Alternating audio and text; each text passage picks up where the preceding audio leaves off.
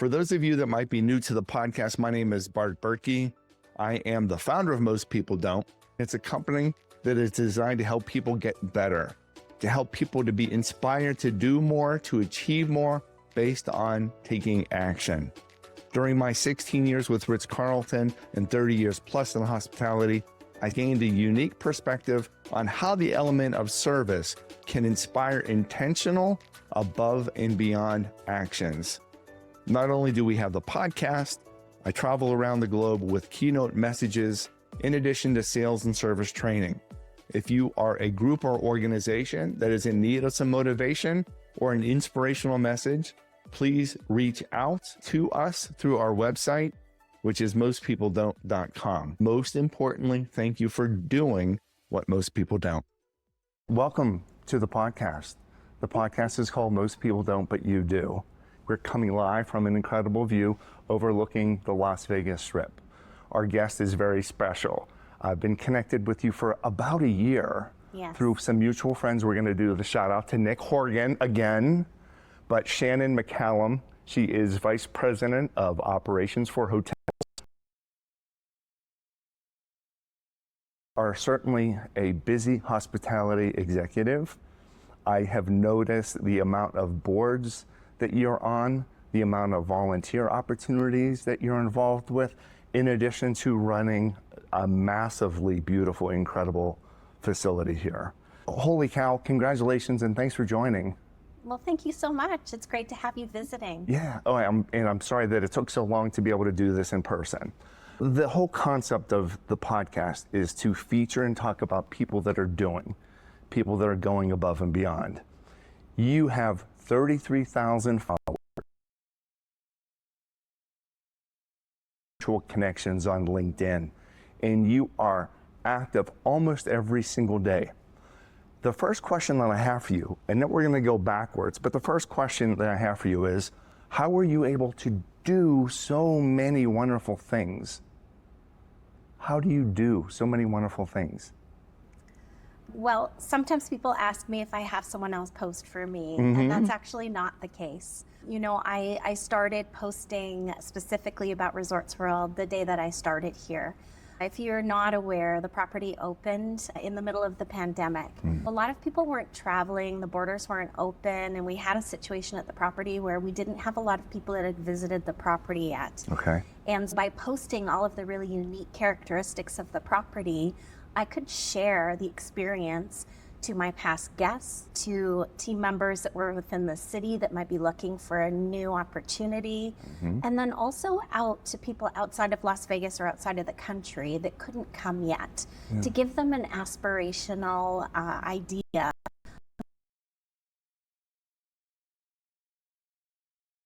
here at Resorts World Las Vegas. And that's certainly what you were doing. And I'm assuming that it was probably as you were beginning to learn about the property, about Resorts World Las Vegas, you decided, well, let me capture some of this. Correct. And then let me share it with the world to be able to let everyone else know how special it is. And I think that's why it was so unique, because it was from my perspective. It wasn't something that was commercialized. It was really taking them along my journey as I discovered the property. For sure. But you're right. I mean, I am very participatory within the community. I have grown that over my career, getting involved in the community, and it really gives me as much as I give other people. And I'm very involved with the Hotel Association that's local here in Las Vegas. In addition, in my past roles, I've gotten very involved with hospitality technology, which is why I'm involved with HFTP, which I'm on the global board for right now. And that's really how I've expanded my network, is through being involved and getting out and traveling to conferences and making those connections. And it really feeds my inner soul and continues to allow me to grow, in addition to the work that I do here at the property. Yeah. And were you able to be that involved when you were in other destinations? Because I was looking over your background. Did you kind of do the same thing? Did you take the same approach of, I want to get involved within the local community? That's an interesting question too, and I think as we grow our careers, our focus changes. And when you're young in your career, it's about advancing your career, and you're really inwardly focused at your role and the skills that you're growing. When I was in Scottsdale, Arizona, I became in charge of our concierge team, and I'd never been in concierge before.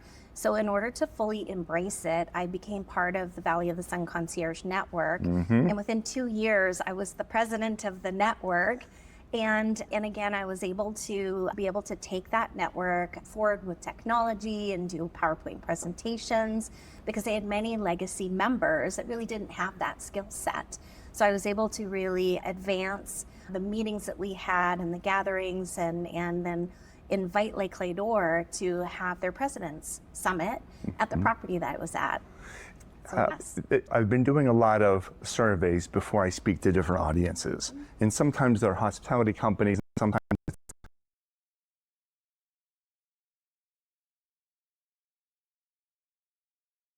it's what is something that you would like to do more of from a professional lens? And it's interesting, Shannon, because you've just rattled off about 3 or 4 of what people say. They would like to spend time helping others, volunteering. They would like to be members of a board. They would like to become more involved in their local community. So all of these different things, I love that you're sharing that, because you can be a vice president of hotel operations in Las Vegas, at Resorts World Las Vegas, and still be able to do other things. I think that's a testament not only to you, but here's the sweet spot. What advice would you have for our listeners? Consistently, we're top 2 to 5% in the world. We're very fortunate. We get amazing guests like you on. I want our listeners to learn. Yes, they're being inspired by you, but what advice would you give them on how can you balance these things, do your job great, hopefully have a balance, and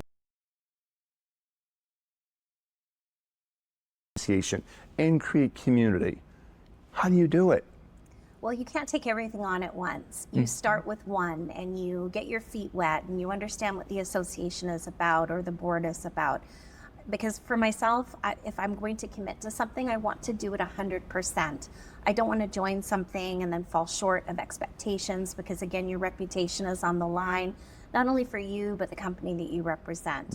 So I'm always very cautious not to overtake what my time will allow. And over the years, I've taken on one association at a time. And doing that allows me to grow my network within that association.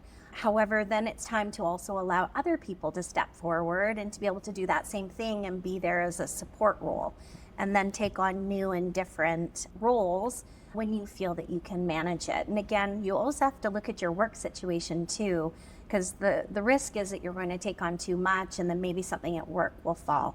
And I'm very fastidious about making sure that I stay on top of my work. And if I ever consider that maybe I've got too much on my plate for a certain quarter of the year, I will be very honest to the boards if I'm not able to make a meeting, because I might be in Charlotte for high tech, for example, when another one of my meetings is happening, so that they understand it's not due to a lack of my engagement with them.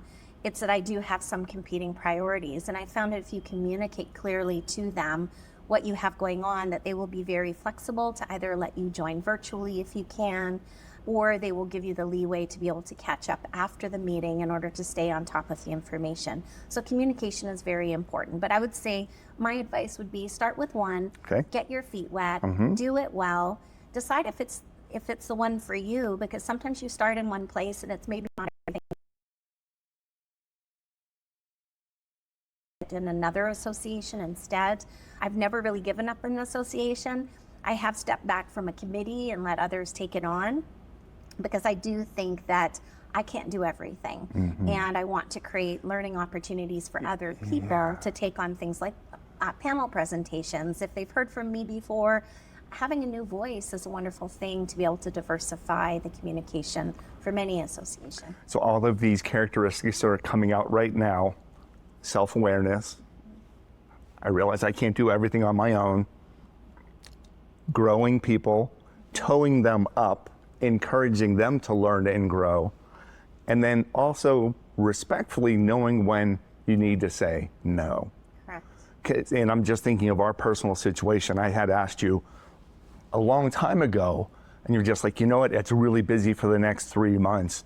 how about if we talk about X, Y, and Z? And that's what we did. But you were very kind, of course, but you knew when to say no. And a lot of leaders don't know how to do that, and a lot of people listening don't know how to do that. My sense from you, it's done in a very empathetic, professional manner. Any other want you so much. Shannon, you would be perfect on this board. We're doing a fundraiser for this organization. What suggestions would you have for how do you politely decline? What is your trick on that one? Well, I like to do it in person if I can, Okay. to be able to deliver that message and to be able to allow people to ask questions. But definitely it's not an email with no ability to have that discourse.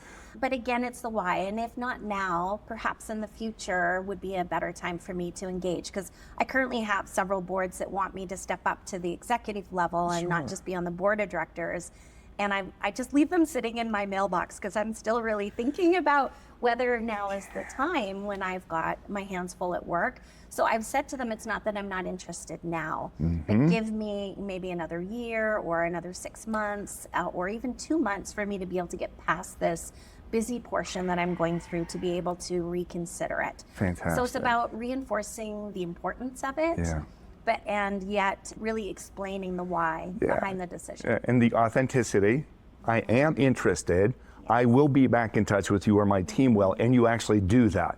So truly, and I know this about you already, you are doing what most people don't. Most people don't follow up. Most people just try to push people off and say, I'm so busy, I'm not going to get back around to it. But you are authentic when you're saying that. So another great lesson, self-awareness, authenticity, understanding your balance, what your limitations are, politely saying no, following up to make sure that you do what you say you're going to do.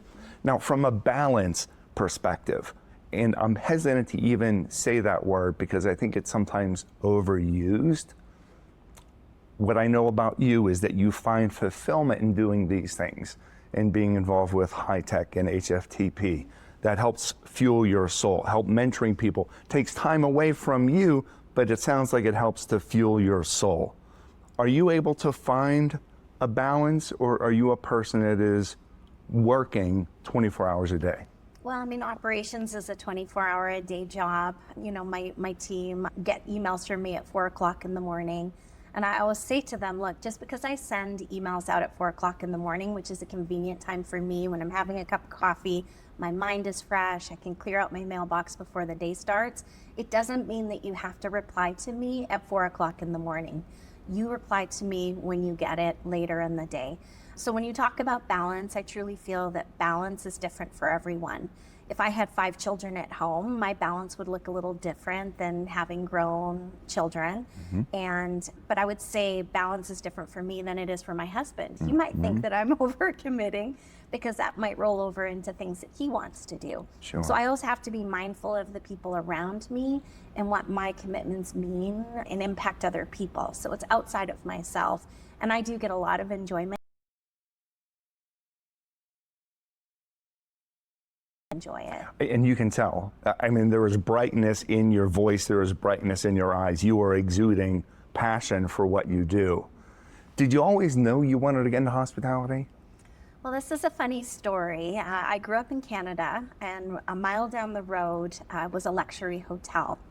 And in the summers and on the weekends when I was in high school, my parents sent me up the road to work so they knew where I was. I wasn't getting into trouble. And so it really was by accident that I started working there. I worked all the way through high school and into college. I remember a specific time when I was 16 years old, and the property was hosting what's called the Commonwealth of Nations. So for those countries that are within the British Commonwealth, all of the leaders from those countries would gather into one location. And I was in food and beverage at the time, and we were serving this big banquet, and Margaret Thatcher was there, the Sultan of Brunei, Rajiv Gandhi, Brian Mulroney was the Prime Minister of Canada, the Prime Minister of Australia was there was a Mountie playing the piano, and I had to have a background check, and I was 16 years old. That was my only job I've ever had. There was security in the kitchen tasting the food. And I really thought to myself, wow, no one else my age is doing anything remotely this cool. So it was very exciting to think this is what hospitality is all about. And I continued working through college at the properties at 2 different hotels. And I graduated, and my plan was to go to law school. And I wrote my LSATs, and I told my parents, I think I'm not going to go to law school. I just love what I'm doing in hospitality. And I'd been in hospitality for 11 years at that point when I graduated from college. I had this background, and I had people who were decades older than me that I'd been working with all of those years. I think at first my parents weren't too excited about that because they wanted a daughter that was a lawyer. And my dad worked in facilities for hotels. He was the director of facilities. So whenever a pipe broke or the power was out or there was a snowstorm, he could have been at the property, in the middle of the night fixing things. So they knew that balance of life isn't something that comes with hospitality. But I think now they're happy when they see me all these decades later. Of course, and proud, I'm sure. Yes. Happy and proud. Yes. So my travels took me from Canada. I worked with Fairmont Hotels and Resorts for 15 years. And I transferred from the Vancouver Airport Hotel. I'm not sure if you've ever flown through there. It was the first luxury hotel within an international airport. And that opened up 25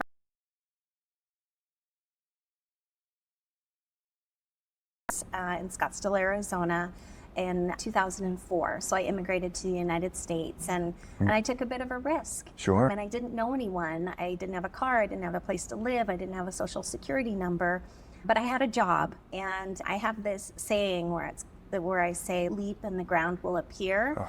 And it really was a test, because after doing that by myself, you realize how strong and resilient you are. And it really allows you to think, I can do anything. There are so many stories, Shannon, of leaders that I talk to that have that same type of philosophy. And I'll just reference and give a quick shout out. David Kong used to be the former president and CEO of Best Western BWH Hotels. You probably know David. Yeah, I've heard of him, yeah. And he had told me about, he moved from overseas to Hawaii.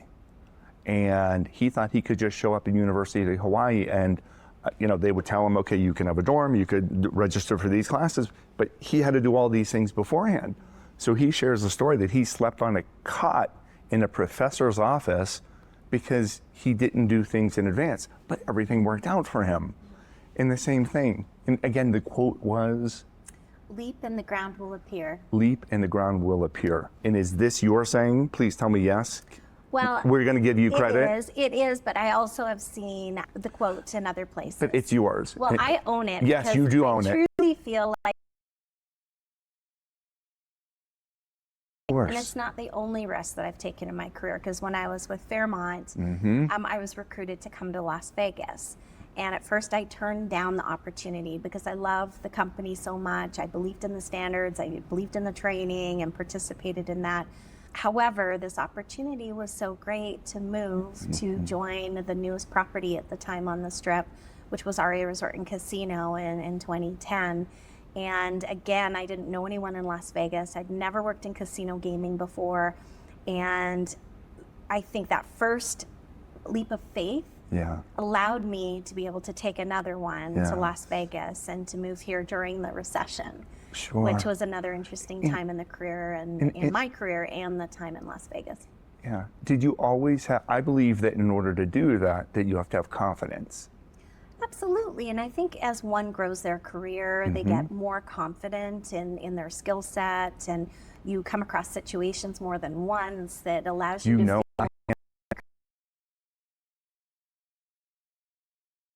in your tool belt.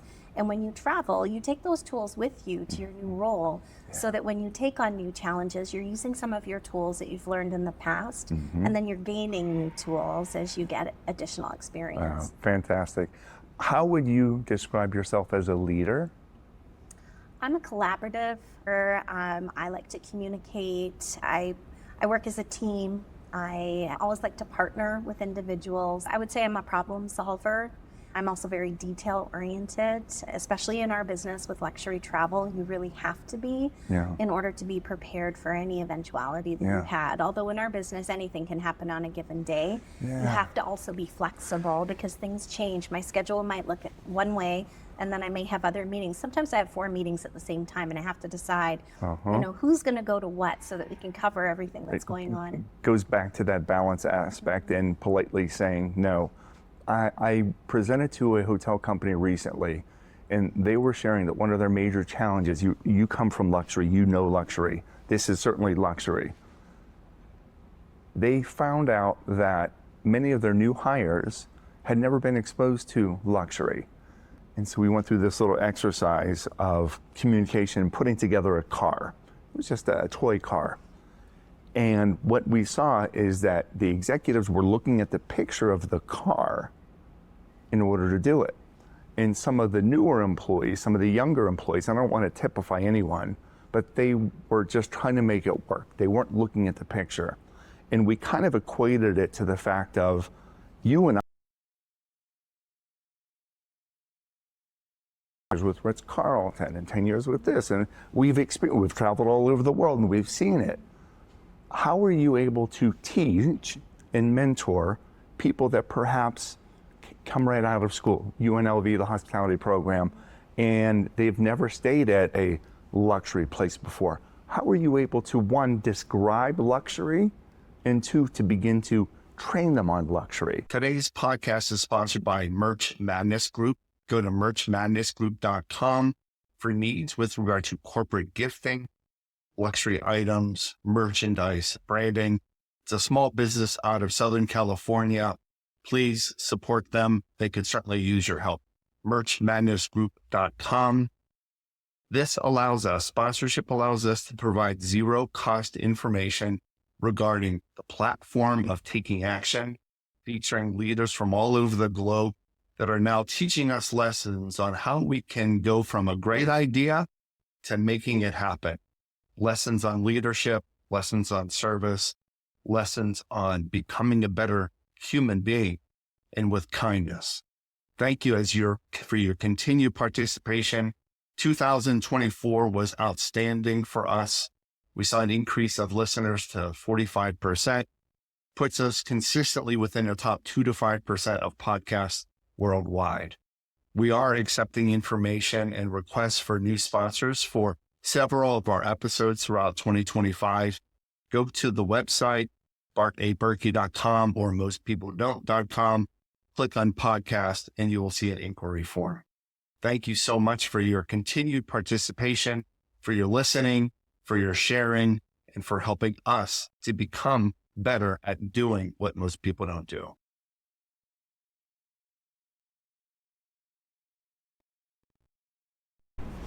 That's a good question. We have interns that come to work with us all the time, but it's experiencing the workplace and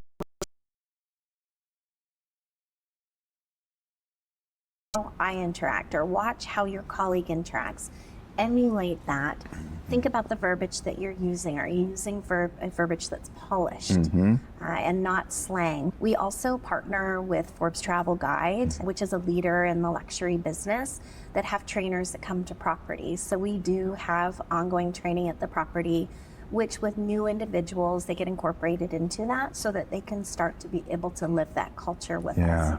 Yeah, and then I guess probably making sure that they feel empowered. Of course, empowerment is one of the most important things, because you have to make sure that your business moves on and takes care of the guests even when you're not there. So all the decisions can't be made by me. They need to be made, and again, no one will be Monday morning quarterbacked. If we see something that might be excessive, then we'll say, well, here's an option and here's another option of what you may want to do in the future. But no one ever gets penalized, because if your team is not empowered, then they can't take care of issues right away to resolve it so our guests can move on and to be able to enjoy the rest of their stay. I was just thinking of a service opportunity this morning. We were at the airport flying out of Washington, Dulles, and there was a woman, probably mid-80s, trying to push a roller, pull another roller with another bag on top of it, and the bag around her, probably, I would think 85 years old. And there's a little up ramp that she had to go on. And Terry and I, we arrive, and I think we have things rather light oriented. And Terry, not me, she noticed, observed, then over-delivered. Can we help you? And she says, oh dear, that would be lovely. Thank you, thank you. And she ends up sharing that she's going to visit her father. And I'm thinking, if she's probably mid-80s, I don't know how old her dad would be, but God bless her that she's willing to make that travel.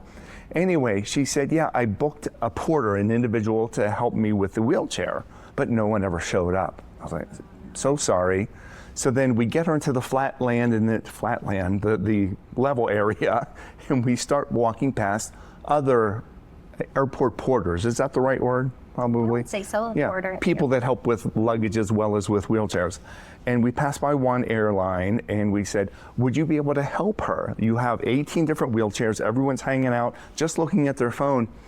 Who is she flying? No, we can't do it. You have to walk all the way down there. Well, can she at least sit there and we will go walk down there and get someone to come all the way back? And sure enough, that's what Terry does. She walks all the way down there, gets the appropriate person from the appropriate airline.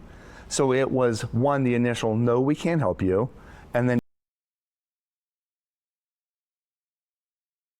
onto the plane, you have to check one of them. I can't help carry 3 bags. I can only help carry 2 bags.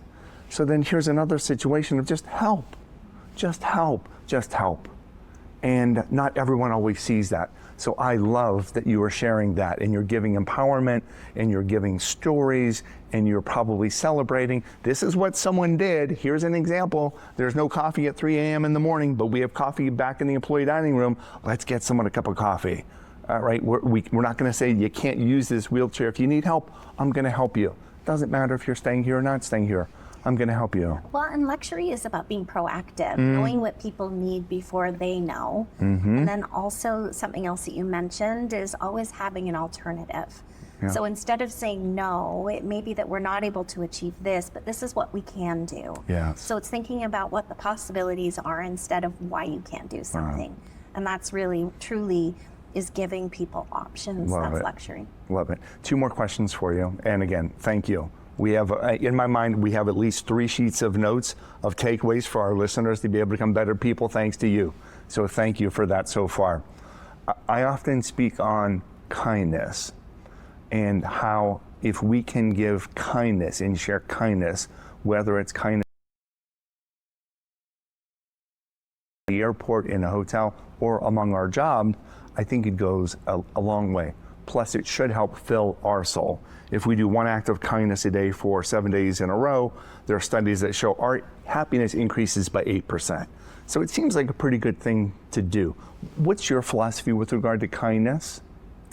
Well, I think that we're in a business where we're being kind to our guests. It's part of our role, but it actually is what we should all espouse.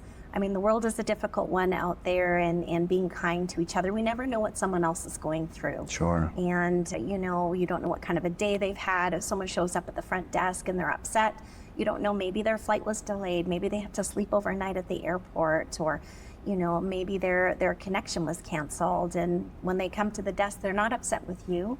They're upset because they're tired, or they're the prior bumps that they've had in the road. Yeah. I mean, I'm a true believer in kindness. I like to work with my colleagues and like I said, a cooperative, work with environment, and that involves kindness. It doesn't do us any good in our careers or with our guests if we are not showing kindness to others. Agreed. Did your family instill that in you? How did you learn that? Absolutely. Yeah, family. Yes, I'm very fortunate to have had a very supportive family. And again, my father was in the service industry as well. Yeah. So, I learned a lot by watching him and his role and his work ethic. And at one point, we both worked at the same property.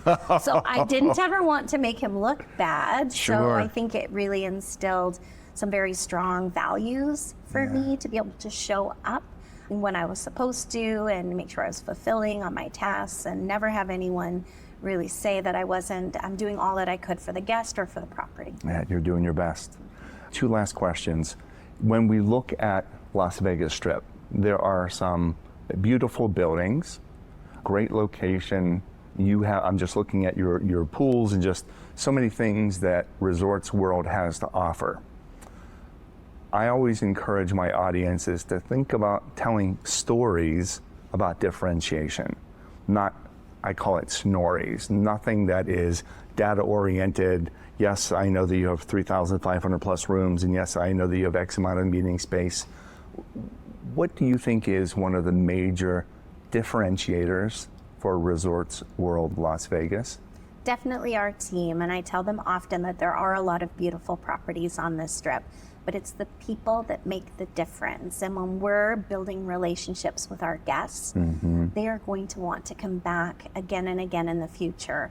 So investing in those interactions with our guests is truly our differentiator, because again, like you said, there is a lot of competition on the strip, and it does come down to the people interacting with the guests in order to create their moments into memories. Yeah, and I'm sure that starts with leadership.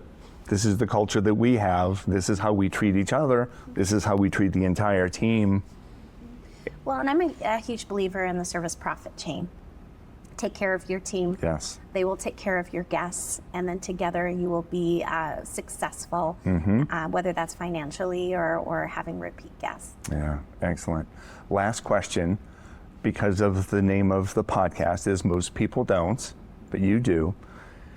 No right or wrong. How would you fill in the blank for most people don't blank?